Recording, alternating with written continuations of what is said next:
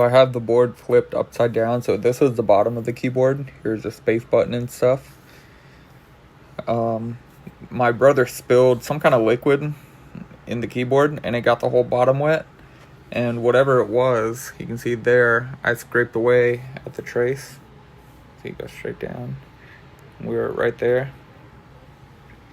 But what happened was, if you just follow this trace along towards the end of the keyboard right here.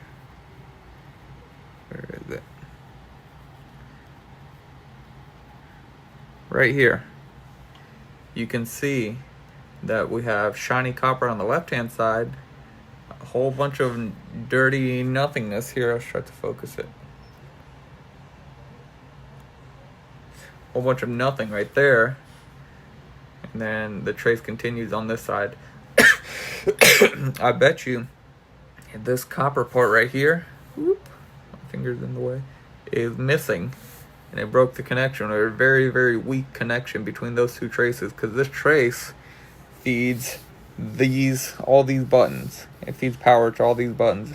And these are all getting different voltage than the rest of the buttons on the keyboard. What I'm going to try to do is I'm going to try to scrape away at the trace just a little bit to make it expose bare metal.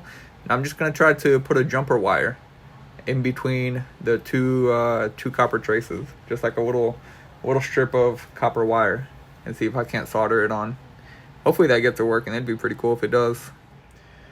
So you can see on the video screen here, that's where it's broken right there, that little bridge.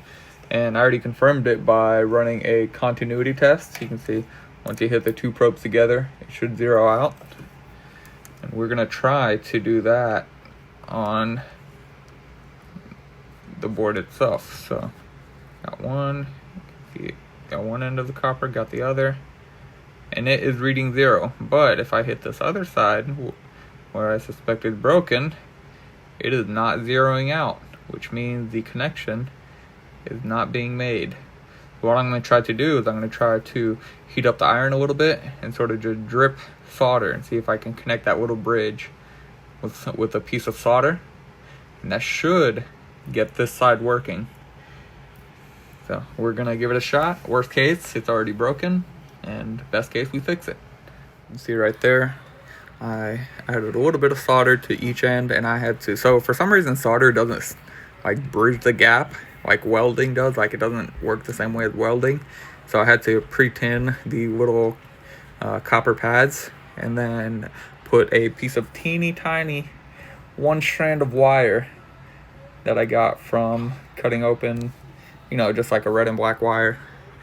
And I used that one strand to jump from one side of the trace to the other. And that should work. I can't cut that little end piece off. Hopefully that doesn't matter, but we'll see.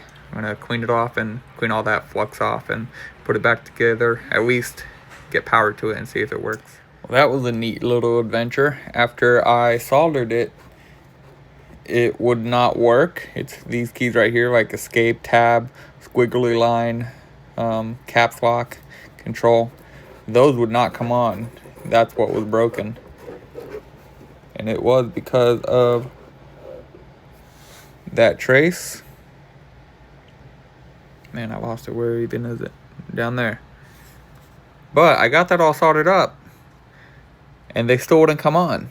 And I was like, what the heck? What's going on? I couldn't get any voltage to it. I couldn't figure anything out. Couldn't figure out why they wouldn't be coming on. Just out of curiosity, I decided, hey, let me start testing these LEDs right here. Because I could see they were turning on very, very faintly, but they weren't turning on all the way. So what did I do? I got a little jumper wire, hit positive LED to positive LED, right? Negative to positive, and pretty much just jumped it like a car battery. I just fed some of the voltage from this side, the working LEDs, to the non-working ones, and they all just lit up like bling in one go. And now that entire side of the keyboard works.